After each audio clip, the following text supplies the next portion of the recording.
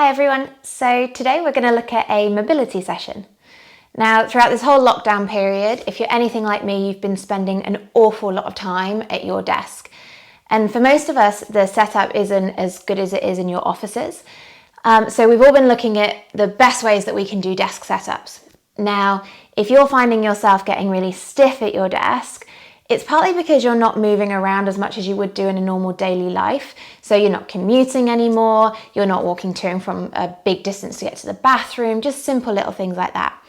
So I'm going to be a little bit controversial and say, although we tell you to get all these lovely angles when you're setting yourself up at your desk, using a sit to stand desk and that sort of thing, actually, if you just try and spend some time shifting and moving and changing positions, and you might want to sit in the not the most optimal position, but actually spend some time at your desk, spend some time on your sofa, maybe even lie on the floor. If you're taking phone calls, get up and walk around. Anything that you can do which will just keep you moving is the best plan. So for those of you who are going to just stay sitting at your desk for the whole day, which to be honest is me, then this is some 5 exercises you can do just to get you moving again. So the first thing you're going to need is a towel. I'd recommend a bath towel because it's quite big, and that way you can kind of make it higher or make it lower depending on where you're at for today. So we're going to roll that towel up and we're going to start with a little bit of thoracic extension.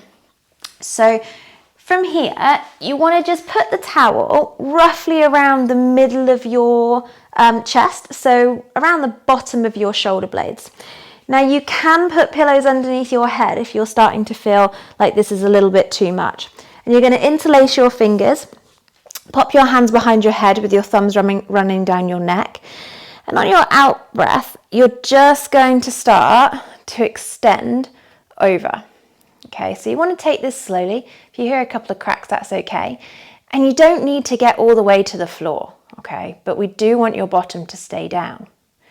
Now, as you breathe out, remember our chest lift theory. So you're going to turn your rib cage to allow your spine to come back up again. It shouldn't feel like you're pulling through the front of your neck to do that.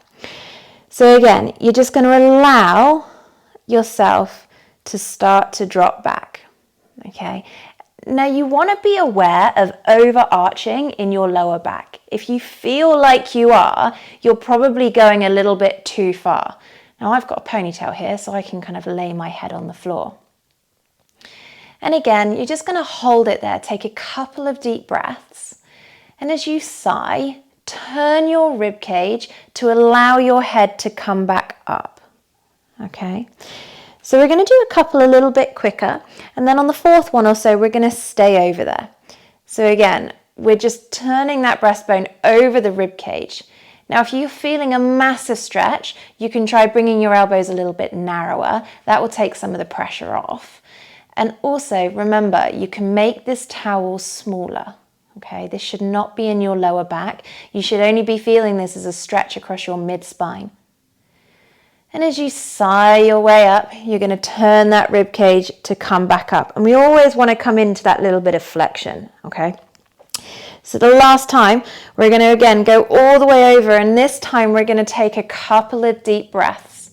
So when you're over here, keep your hands behind your head, but I actually want you to breathe into the outside of your rib cage. So you're trying to inflate your ribs sideways as well as forwards. So take some big inhale breaths in. You're going to try and go 4 seconds in.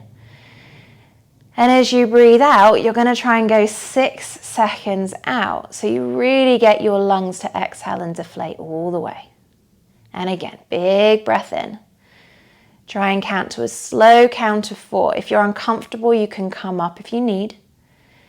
And then exhale, sigh your way out. And really do a sigh. So we want soft mouth in this. You're not going to purse your lips and try and blow out a candle. You're going to let all the air come out of your tummy. Last one. Big breath in. And see if you can just melt into that towel. It's much nicer to do than a foam roller because it has got a little bit of give. And just take a pause here. Make sure your hands are still nice and heavy into the back of your head. And as you sigh, we're going to turn that rib cage in order to come up. Take your time coming up. Your spine needs to readjust. Brilliant. To come off, you're just going to pop your hands down to the side and we're going to press ourselves to come all the way back up again. And we're going to move our towel to one side because we're now going to come into weight bearing. So we're going to go to the brilliant cat-cow, okay? So index finger, so pointer finger, is going to be running straight up your mat and the ball of that finger is going to stay down. Now, for any of you who start to feel a lot of pressure onto your wrists, I want you to take the weight backwards a little bit. So we've got roughly 65-70% of the weight in your legs rather than just in your hand. So from here, we're going to start by arching. So you're going to tuck your tail under and we're going to arch all the way up. So this is where your pelvic tilt becomes really important, and you've probably heard me say before that it's the basis for every movement. So can you relax your bottom, and right from your tail, you're going to start to go the other way. Now, as you get past flat, you really need to keep that push into your arms, and it's like you're lifting your breastbone up and through your arms, not dropping into your back, okay? From here, we're going to go from the tail again. So tuck your tail underneath. You should feel your abdominals respond and really push down into the floor. And it's like you're pushing away from you as well. Open your sit bones. We're going to roll the other way. And this time, pull your arms towards you as you push down into the floor to allow your breastbone to come up and through. Keep going for me. So we're just going to keep doing the same movement. And what I want you to really feel is that the move can start right from the very base from you, right from your coccyx. Okay, you're trying to lead that movement all the way from the base of your spine to the top. It's like a domino reaction. And the whole time we're staying nice and strong in our arms. So you again should never feel this in your lower back. Brilliant. We're going to do 2 more here. Now, people always ask me how many you should do, and I always say, particularly for something that's active mobility like this, do as many as you feel is necessary for you to open yourself up. So if you want to do a few more, just rewind me and press play again, and you can do a few more. Good. Last one.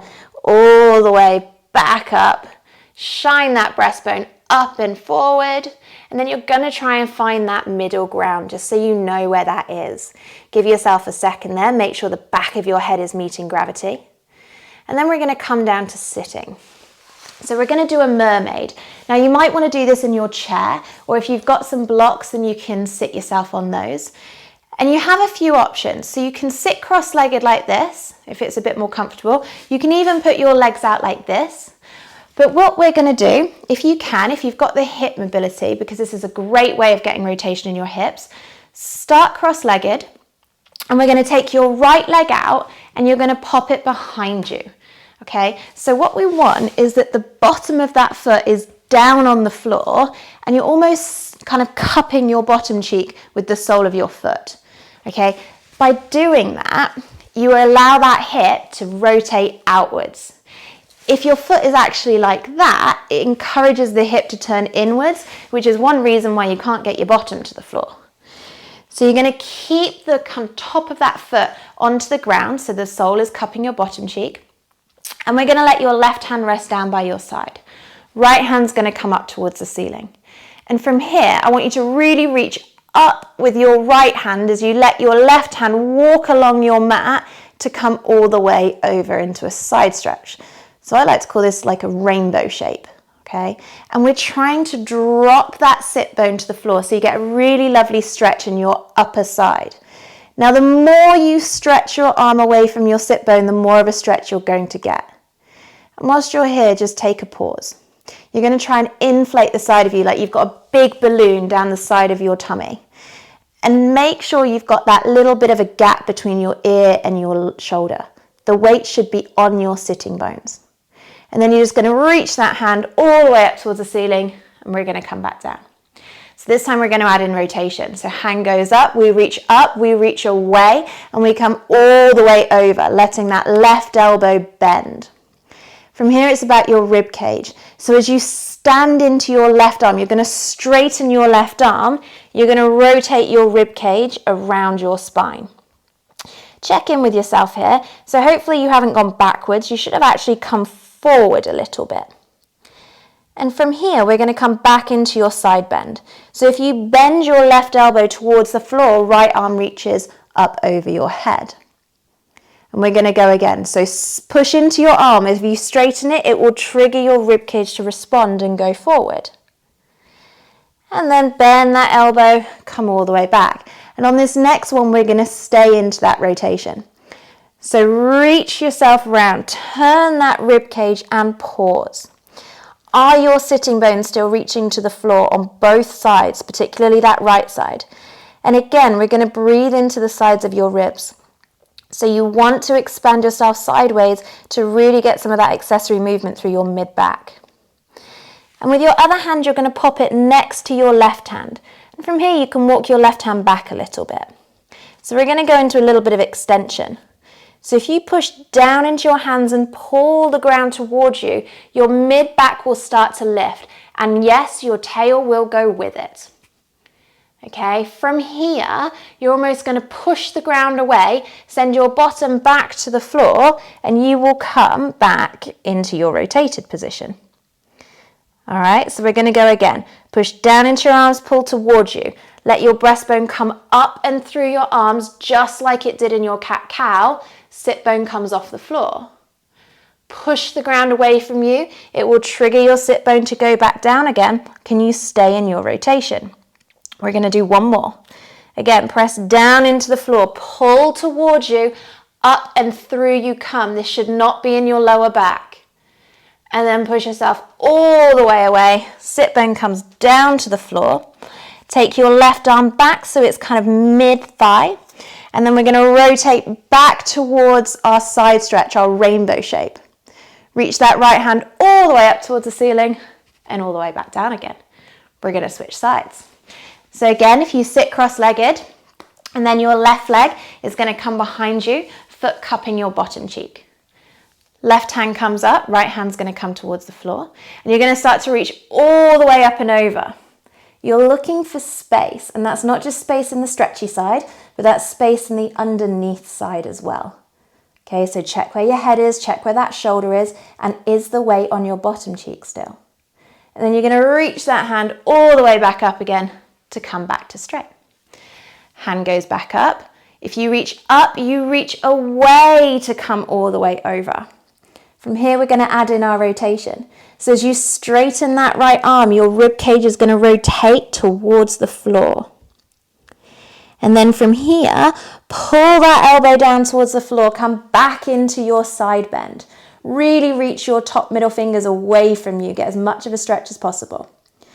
Sigh your way out again. Allow your rib cage to rotate forwards and around. And then we're going to come back into your side stretch. So we're going to do 3 here. So on this next one, we pause over there. So rotate yourself round. You can allow that right hand to come back a little bit and take a few big deep breaths into your side. How wide can you get? How much can you expand the side of your ribs, particularly where you feel that stretch? From here, push down into your hands. Allow your sit bones to lift, breastbone comes up and forwards. Push your hands away, allow your sit bone to come back to the floor, you dive back. And again. So what you might feel as you keep going is that you don't feel like you can rotate the same in one side or even extend the same in one side as you can in the other. That's really okay, and that's really normal. Okay, just take your time with this and really try and use that breath to help you. Good. Pause when we get here. Right hand comes back towards your left. We're going to turn back into your side stretch. Sit bone goes glued to the floor. Then we're going to reach ourselves all the way up and all the way back down again. Beautiful. So from here, we're going to come into a true hip flexor stretch. So I like to call this, will you marry me? So you're going to get down on one leg and propose. And it almost doesn't matter where the front leg is, it should be stable. And for a stretch, you shouldn't need to worry about balance. So if you need to hold on to something, please do. Back leg, your foot is straight and your hip or your knee is underneath your hip. So it shouldn't be out here. It should look like the middle of your hip socket, which is the middle of that bikini line, is in line with the middle of that knee. Okay, so this is the first place we start. Now, I want your hands on your tail and your hands on your pubic bone. Remember that pelvic tilt I always go on about? You're going to tuck your tail under, and what you'll start to do is that pelvis will rotate backwards and you'll start to feel a stretch into the front of that thigh. And then you're just going to let it go again. So we're going to do a pelvic tilt here. It's really simple. Okay, imagine you're tucking your tail under, you're wheeling that tailbone backwards, and then you're going to let it go again. And again, one more. So you're going to tuck that tail under, and this time we're going to stay there. From here, make sure you stay in your tuck under, and if you need to, you can go forward just a little bit. That will intensify the stretch. Okay, if you're down here, you can see my tailbone's stuck out and you're not going to get much of a stretch. So really make sure you stay in that tuck under as you lean forward. And then we're all going to come back out again. One more time. So we're going to tuck and then we're going to slightly lean forward if you need it. Everybody's going to reach that right arm up towards the ceiling. So the same side thigh that you're stretching, you're going to reach the arm up to the ceiling. And we're going to just start to reach over and across ourselves a little bit to give us a bit more of a stretch up through the front of your tummy. And then you're going to reach the arm back down again. The body will follow. Keep that tuck, keep that lean. We're going to reach the hand up one more time. Come all the way up and over. So you should and you want to feel a bit of a stretch down the side of your tummy. Bring the hand back, the body will follow, and then come out of your lean, come out of your tuck. And we're going to do the same thing on the other side. So if I turn around. So again, will you marry me? Okay, hand on your tailbone, hand on your pubic bone, back foot flat. Can you just tuck your tail under? Now that might be enough for some of you, especially if you're sitting down a lot and you aren't moving. Good, and then untuck again. We're going to keep going. So you can do this in your own time.